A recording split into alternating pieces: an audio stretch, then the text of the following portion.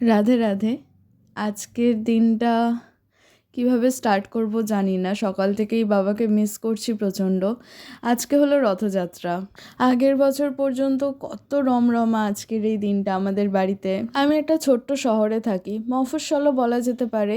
তো এখানকার কিছু মানুষ একদিন ঠিক করেন এখানে রথযাত্রা উৎসব পালন করা হবে। তখন বোধহয় আমি ক্লাস 8-এ বা 9-এ পড়ি। স্কুল থেকে ফিরে হঠাৎ করে শুনছি বাবা পুরী যাচ্ছে, পুরী থেকে জগন্নাথ দেবের বিগ্রহ আনা হবে। তখনও পর্যন্ত বাবার টিকিট কনফার্ম ছিল না, কিন্তু প্রভুর আশীর্বাদে এসি কম্পার্টমেন্টে খুব আরামে বাবা যাত্রা করলেন পুরীতে।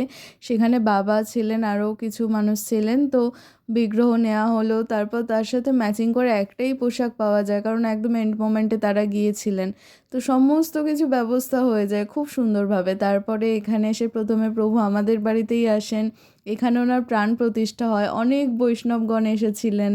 ওনারা বললেন আমাকে যে তোমার বাবা মার কিন্তু এখন 4 সন্তান। সেদিনকে সব বুঝিনি, আজকে সত্যি সব অনুভব করতে পারছি। সেদিনকে গোটা 10 লোক মিলে যে উদ্যোগ নিয়ে রথযাত্রা শুরু করেছিলেন, আজকে আমাদের শহরের সবথেকে বড় রথযাত্রা ওটাই। রথযাত্রার প্রথম দিন আমাদের উদ্বোধন নৃত্য থাকে। জগন্নাথ দেবকে যেখানে রাখা হয় মাসির বাড়ি, তার পাশেই একটা মঞ্চ করা হয়েছে, সাংস্কৃতিক মঞ্চ। সেখানে বিভিন্ন অনুষ্ঠান করা হয়। তো যাচ্ছি সেখানেই স্টুডেন্টদের নিয়ে। রাস্তাতে দেখলাম আরও একটা রথ। জানি না এটা কারা বের করেছে, যাই হোক। তো ওখানে যথাসময়ে আমরা পৌঁছে যাই। এখন মূল মঞ্চ থেকে প্রদীপ প্রজ্বলন করা হয়েছে এবং বিভিন্ন বিশিষ্টগণ তাদের বক্তব্য রেখেছিলেন। তার মাঝে সবার মুখেই বাবার নাম শুনলাম, সত্যি চোখের জল ধরে রাখতে পারছিলাম না। আজকের এই অনুষ্ঠানটাও হয়তো আমি করতাম না, আমার সেই শক্তি বা সেই সাহস হচ্ছিল না, কিন্তু একজন জেঠু বললেন যে এটা তোমার বাবা শুরু করেছিলেন, তাই এটাকে কন্টিনিউ করে রাখার দায়িত্ব তোমার। সকাল থেকে অনেক কান্নাকাটি করেছি, তারপরেও এখানে এসেছি শুধুমাত্র বাবা যেটা শুরু করেছিলেন সেটাকে ধরে রাখার জন্য।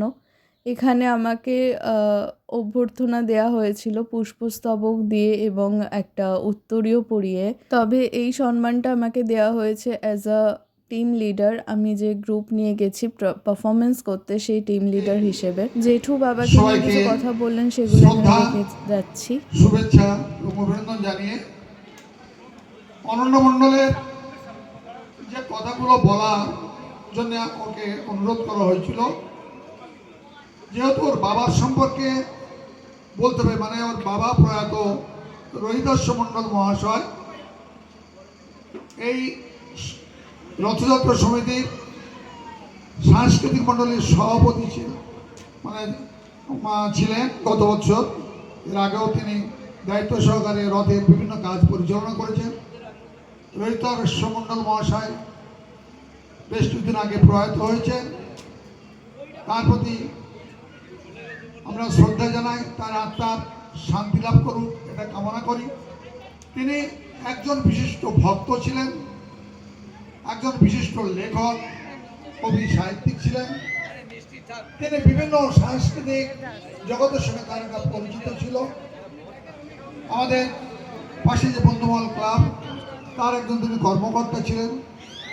আমাদের পল্লীর বিভিন্ন কাজে তার অকুণ্ঠ সহযোগিতা, তার অবদান ছিল।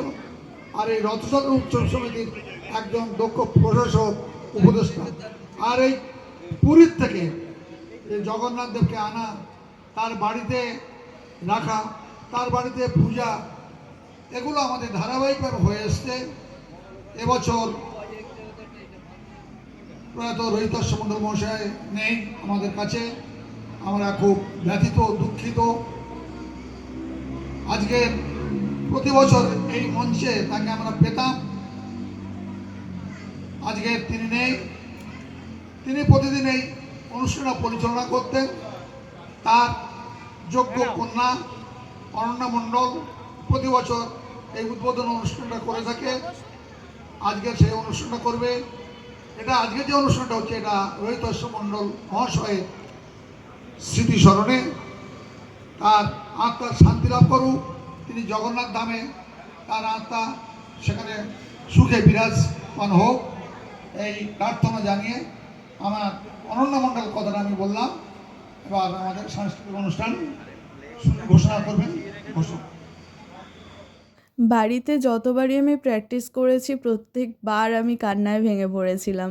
তবে জানি না বাবার আশীর্বাদ, প্রভু জগন্নাথ দেবের আশীর্বাদ, স্টেজে উঠে আমার সেই ব্রেকডাউনটা হয়নি। আমি চোখে জল নিয়েও আমি পারফরমেন্স করতে পেরেছি। প্রত্যেকবার উদ্বোধন নৃত্য আমার টিমই করে। সেখানে কী গান সিলেক্ট করব, কীভাবে সব গানগুলোকে একসাথে মার্জ করব, সমস্তটাই বাবা বলে দিত। বাবাকে ফাইনালাইজ করিয়ে তবে আমি এখানে পারফর্ম করতাম। এবারে আর সেই সুযোগটা হয়নি। যাই হোক, এই নিয়মটা তো মেনে নিতেই হবে।